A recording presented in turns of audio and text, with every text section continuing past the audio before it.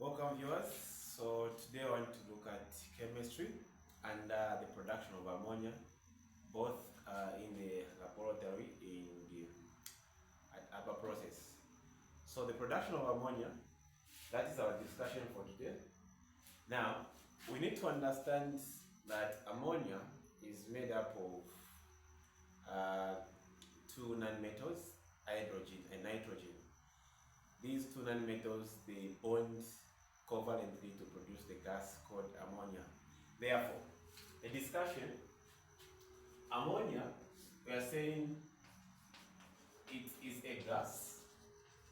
So this gas, which is made from two elements, so the gas made from two elements, so made from two elements. So one, we have nitrogen, we have nitrogen, chemical symbol N2, it's a non-metal. Then the other one, we have hydrogen. So nitrogen is obtained from during the fractionation of air. Then hydrogen is obtained from methane during steam reformation. So hydrogen, you have the chemical symbol of H2. It's a diatomic. This one also is a diatomic. So when these two nonmetals combined, they are going to form ammonia. So now, these two, for them to form ammonia, they are being bonded. They are being bonded by what you call covalently. Under covalent bonding, the other name for covalent bonding is what you call molecular bonding. So once these two combine under covalently, they are going to form ammonia gas. From here, we can also come up with a diagram which is showing this type of bonding we're talking about. Covalent bonding, remember that covalent bonding is a type of bonding which involves the sharing of electrons. So we can have one hydrogen, this is three, then have hydrogen, then also have hydrogen, then here have nitrogen. So this one will give us, we share, then you can put two here so that if you count these two, hydrogen as balanced, then hydrogen, then nitrogen. So 1, 2, 3, 4, 5.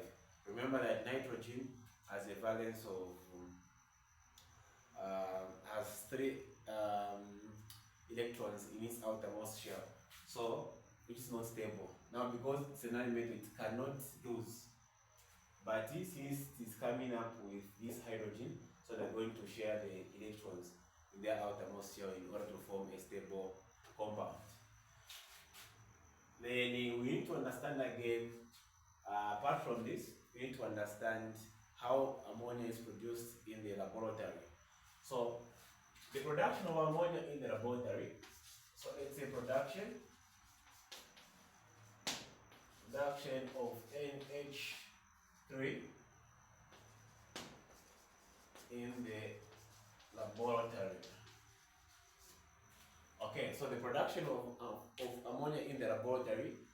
How can we produce ammonia in the laboratory? So ammonia can be produced in the laboratory by using the following things.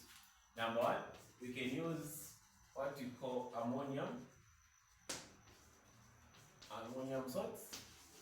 Then we also use we use an alkali. So an ammonium salt as a reactant react with an alkali also as a reactant, they are going to produce ammonia, then salt and water. We need again to understand examples of these ammonium salts. So ammonium salts, examples, we have what we call ammonium chloride, an example. Then we also have ammonium sulfate. It is also an example of ammonium salts. Then alkali, we understand that an alkali is a base. Now this is a special name given to a base because it is able to dissolve in water. Examples of alkali. Alkali are formed from reactive metals. When reactive metals react with water, we're expecting an alkali to be produced. So you can get sodium hydroxide, an example. The potassium hydroxide. You can also get calcium hydroxide. So these are examples of alkali, then these are examples of ammonium salts. So when we combine these two, we need to produce ammonia as a gas which we need in the laboratory. So for example, we can get, so e.g., let's get ammonium chloride, which is in aqueous state, then plus we can get either of the alkali here. So let's get sodium hydroxide, also in aqueous state. So when these two react, we are going to form what you call sodium chloride as a salt, a table salt. Then in aqueous state, okay, then plus. So sodium has displaced ammonia. Therefore, we'll produce H2O plus what we call now ammonia as our gas which we're looking for. So ammonium salt plus sodium hydroxide, which is an alkali, produces salt, water, and ammonia. So this is how we can produce ammonia in the laboratory. Apart from this one, we can get this ammonium sulfate and the potassium hydroxide or calcium hydroxide. Remember that if you get calcium and ammonium sulfate, this calcium will go with this one to produce the calcium sulfate as a salt. Then from this hydroxide, we are going to produce water and ammonia gas will be produced. We can use also this ammonium salt with potassium hydroxide. So potassium, it will form potassium sulfate, then water and ammonia gas. So in short, we are saying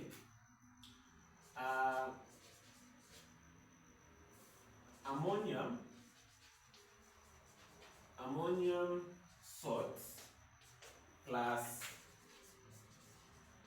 alkali, it will produce salt plus water, then plus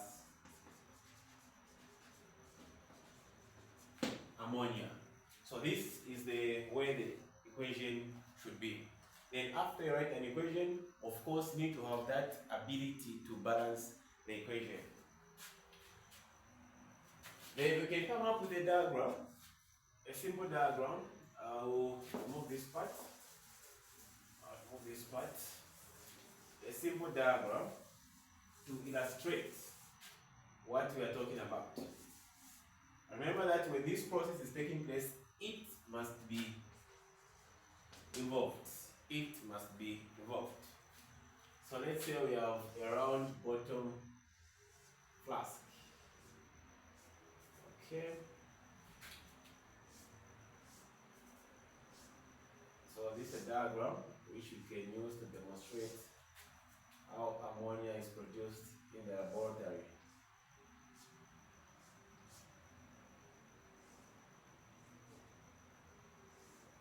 Okay. So something like this.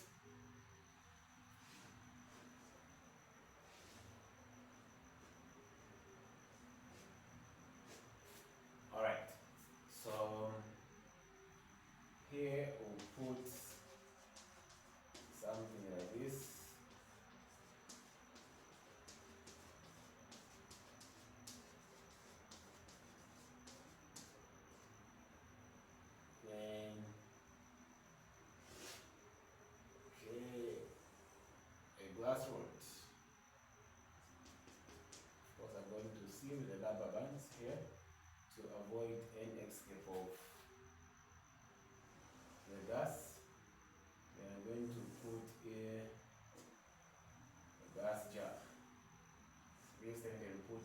boat.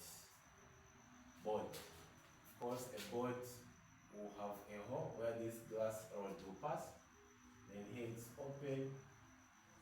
Then here it's closed. So it will show how the ammonia will be coming out. So from here, you know that, let's close this part to avoid any escape of gases.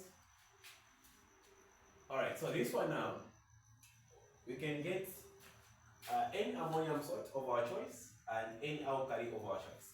So let's say here we have the source of it, then a clamp stand, so that this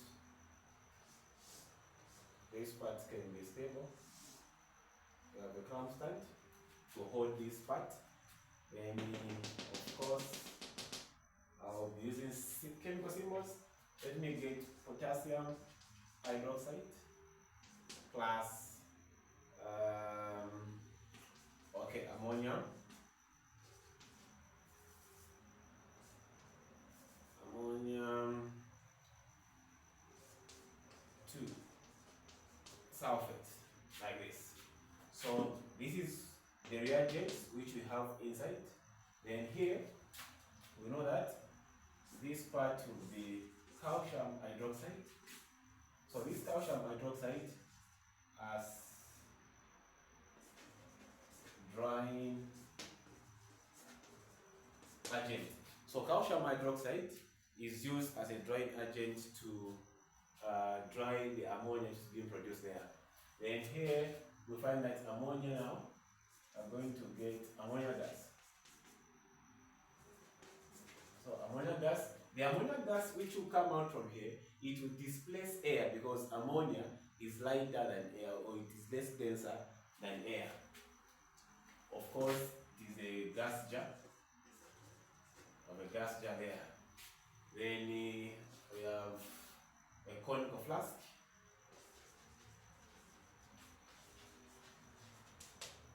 Conical flask, then we have the delivery tube there. Okay, then a supporting stand. So from here, we know now that when the reaction is taking place here, when it is applied, then ammonia gas will be produced and move in this direction.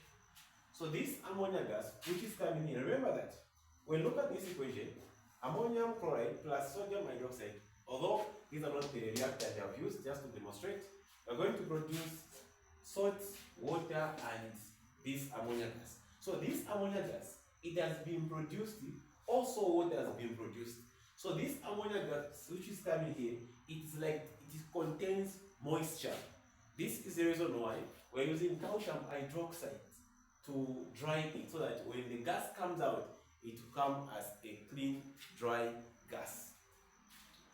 So this is calcium anhydrous calcium hydroxide, which is being used as a drying agent. We cannot use concentrated sulfuric acid. We cannot use concentrated sulfuric acid or calcium chloride. We cannot use these two because these two cannot be used as a drying agent because they react with ammonia. Hence, when sulfur or sulfuric acid react with ammonia, it won't dry ammonia, but it will react with ammonia. Same as calcium chloride, it also reacts with ammonia. So we don't use sulfuric acid and calcium hydroxide, calcium chloride, because those two cannot be used in the sense that they react with ammonia. Okay, so this is an experiment or a setup which we can put in order to show how the ammonia gas is produced in the laboratory. Okay, so from here we can talk about how ammonia gas can be produced commercially in the Aba process. So I'll remove this things here to create more space.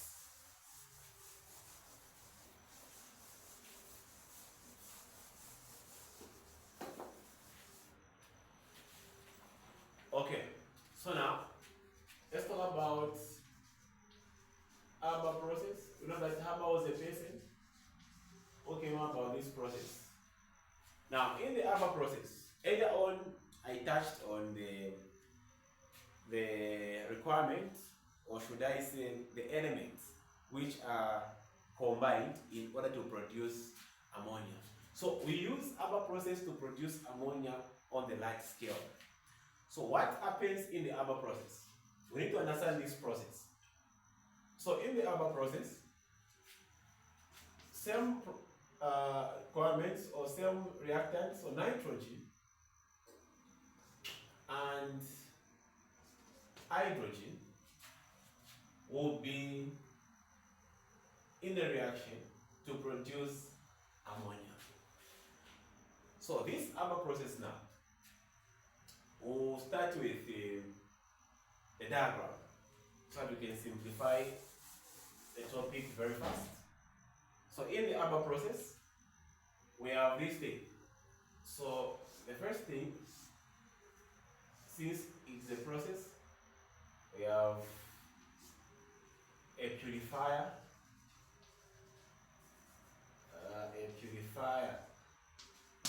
So this is a purifier stage. Then from here, we are going to have another stage. Here we are going to have what you call a compressor. Then from a compressor, we will form what we call now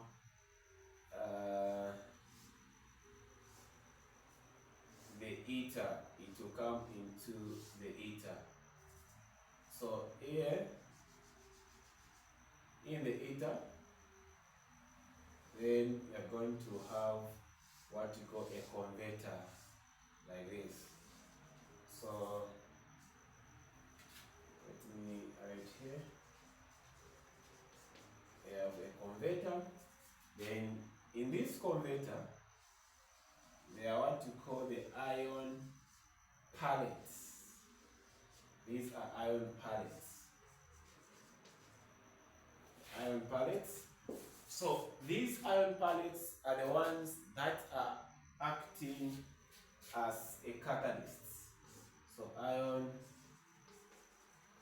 catalysts. Ion pellets, they are acting like a catalyst. Of course, the arrows will demonstrate what is happening. So this one is heater at 450 degrees to 500 degrees Celsius. That is the temperature. Then from the converter, we need to understand that we are going to get another part where, okay, here, so the clear. So let me use this part. We're going to get another stage. Here we're going to put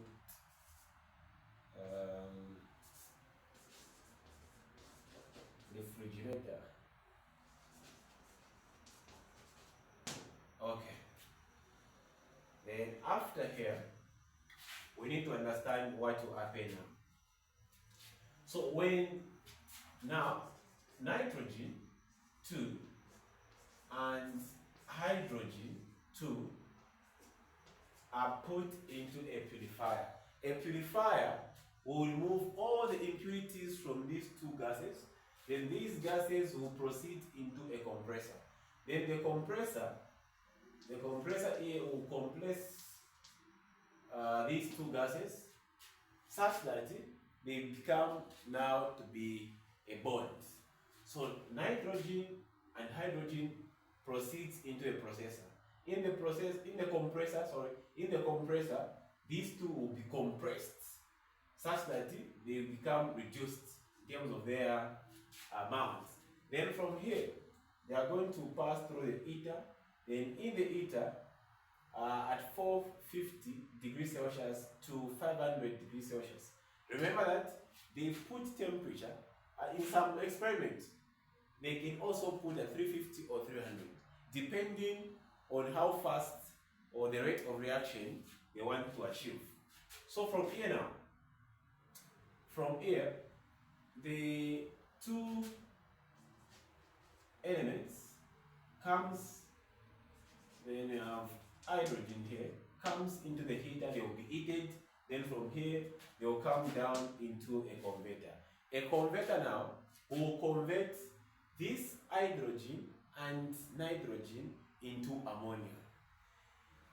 The challenge is that only 10 to 15% of hydrogen and nitrogen will be converted into ammonia. So it means that out of 100%, if it is 10% which has been converted into ammonia, that 90% now will go back into the recycle. So that again the process can start until all the reactants are done. So at this point now, where we have a refrigerator, when ammonia comes here, what comes here is ammonia. Then it can be removed. So we are removing ammonia here. Then those which did not convert, so I'm going to find that here the hydrogen and nitrogen we did not convert will go back again to the compressor, then to the heater, then to the converter, then again 10% of the or 15% of ammonia will be produced from that 90% which remained. So if you remove again 10%, will remain with the 80%. Those ammonia or those hydrogen and nitrogen which remained and reacted again will go back into the converter until all the hydrogen and all the nitrogen are done. So here it is now a recycle. It will go back to be recycled. Here, then the converter has made that ammonia which comes here, then it will come out into the storage tanks. So this is about the ABBA process and what takes place in the ABBA process. Remember that iron is used as a catalyst to speed up the rate at which ammonia will be produced. Then apart from temperature, of course temperature is also a condition. There is also another condition which needs to be considered. So that condition is pressure, which is about 300 to 350 atm. Okay, so when we know what is happening here, it means that the process in the harbor has been completed. So apart from this, when this ammonia gas has been obtained, what are some of the physical properties of ammonia, chemical properties of ammonia, and the uses of ammonia? So once you understand the physical properties, the uses, and the chemical properties, it means that the topic is done. We are going to find the question from the past paper, and then we see how we can apply the knowledge we'll get from here. So let me remove this part now and introduce something else. So remember that on this channel, Gateway Learning Center, we offer sciences, mathematics, English, and options like commerce, RE, and civic education. So any challenges you have, you can comment, then we get in touch, then we make a program. Alright, so now we talk about the physical properties. The physical properties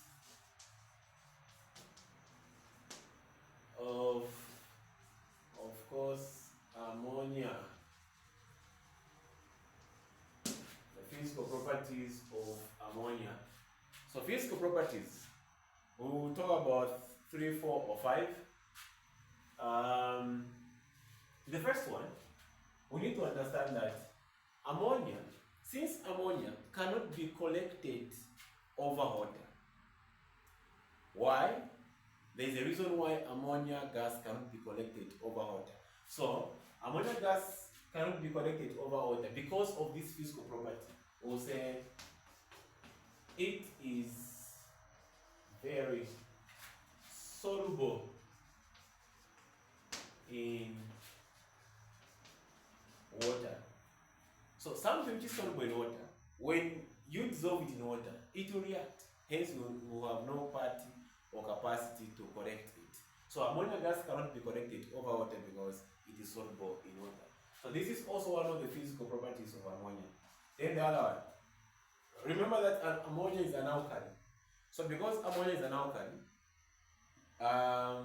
it will give us that property to say bases they turn a red litmus paper blue. So say it turns a red litmus paper blue. Don't confuse. Science is about understanding. Don't confuse. To say it turns a blue litmus paper red. Of course, your answer will be wrong. Just know that if you have acid, then you have a base like this. So we'll just put ER. So acid red, base we'll put AUE blue. So base blue, acid red. So this is the way we can remember about the thing of litmus paper and acid and bases. So the third property, physical property of ammonia, we'll talk about its density. So it is lighter, less denser than air. So ammonia, it is less denser than air, it is lighter. Then the other one, we know that it is a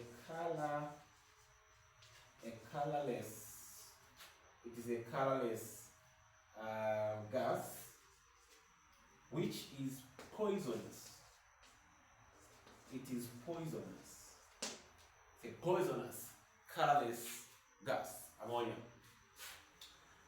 Then let's put the last one. Ammonia gas, it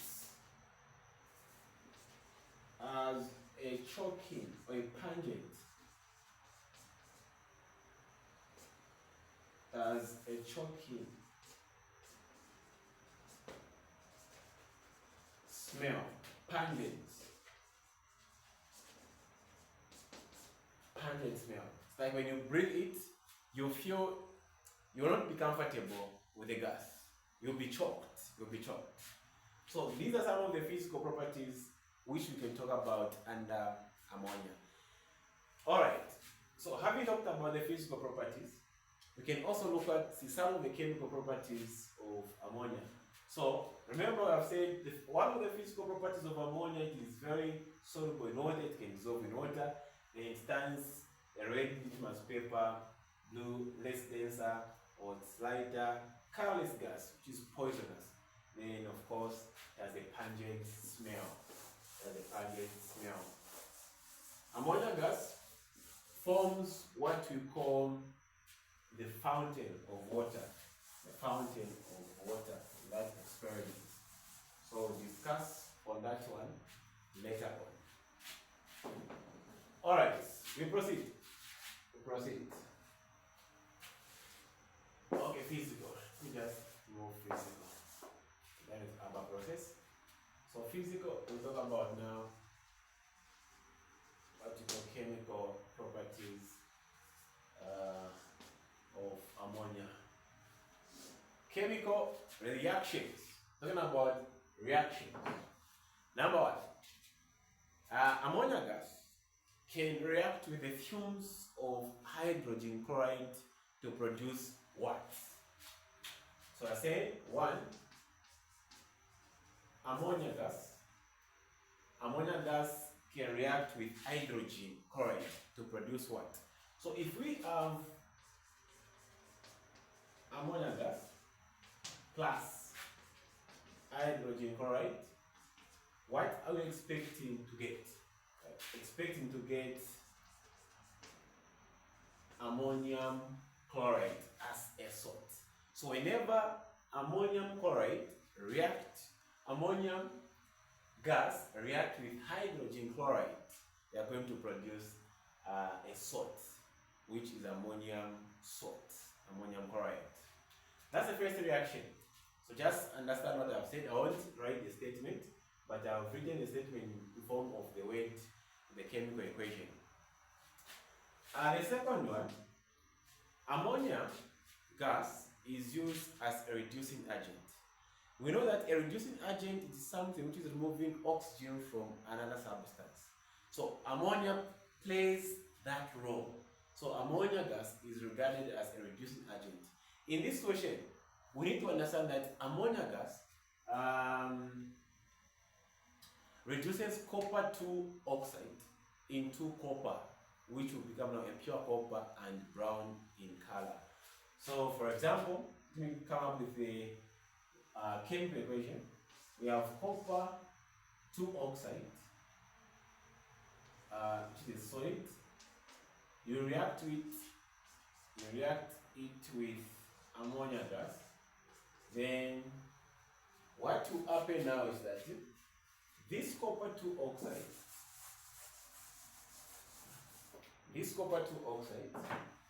will lose its oxygen and remain copper, pure copper. Then once we move this part, what are we expecting to get? We'll form H2O water and nitrogen gas. So ammonia gas has reduced copper 2 oxide to copper. So ammonia has been oxidized. So that it is called now a reducing agent because it has reduced copper, which is black in color. Of course, it is hot copper 2 oxide, which is black in color. The moment it's been reduced, it will change its color from black to brown.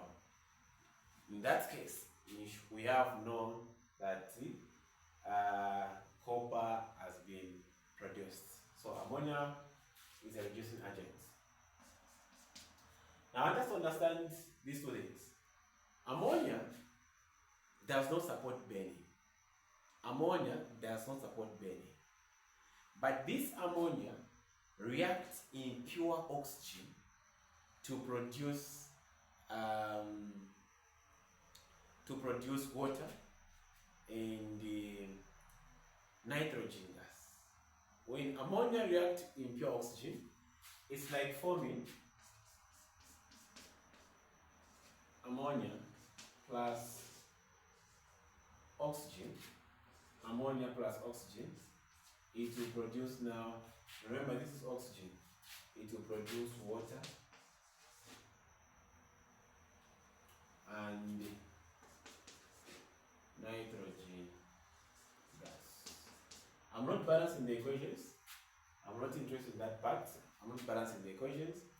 I'm interested in the part to show the products which are being obtained there. So whenever ammonia reacts in pure oxygen or in a compound which is enriched with oxygen, of course it will produce these two products. The other part is that when ammonia reacts with oxygen in the presence of a catalyst, which is called platinum. In this case, we have added a catalyst. We are going to produce this water I'm talking about steam, vapor, boiling water. So we have now the part of the catalyst, a platinum, to be specific. We are going to produce the same product. Now in this case, we are going to form what we call nitrogen 2 dioxide plus water. This reaction involves oxygen. This reaction also involves oxygen. But this one is special because it has a catalyst which speeds up the chemical rate of reaction. Then nitrogen 2 dioxide has been produced. But in the absence of a catalyst, we are producing nitrogen gas. So this type of a reaction is called now catalytic oxidation reaction of ammonia. Catalytic oxidation of reaction of ammonia when the catalyst is produced. Again, this nitrogen 2 dioxide does not stay like that for some time.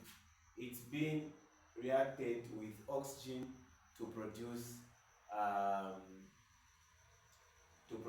ammonium, to produce nitrogen 4 oxide, and of course vatra as our steam.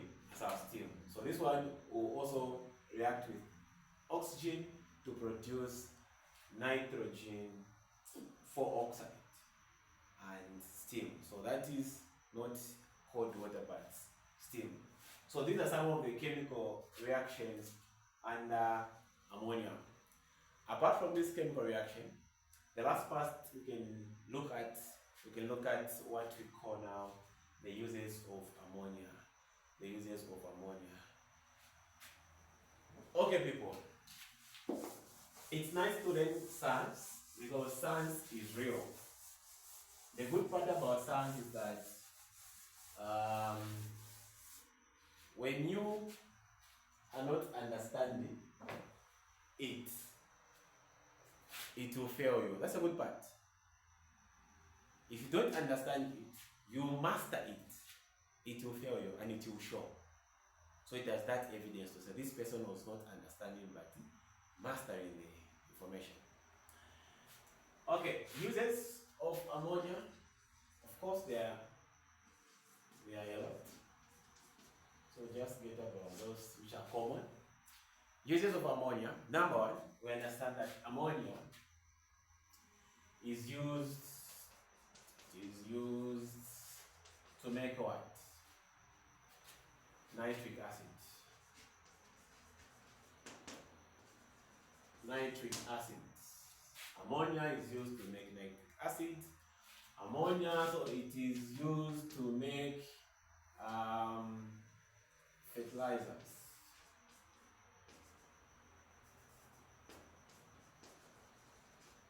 E.g. of these we have ammonium sulfate and ammonium chloride. Those are some of the fertilizers produced from here. The same ammonia can be used to make gunpowder and explosives. Then ammonia gas, so it is used to make, let's say, gunpowder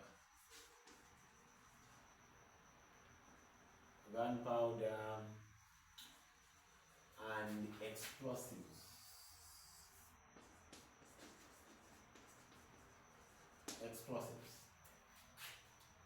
And the last one, we are saying ammonia gas can be used to make, ammonia gas is used in warehouses. People like the fishermen. Which example of this company of Zambia? Let's say tilapia. Those who have big butchers who sell tilapia, fish, and other foodstuffs, which needs to be frozen for them to stay safe.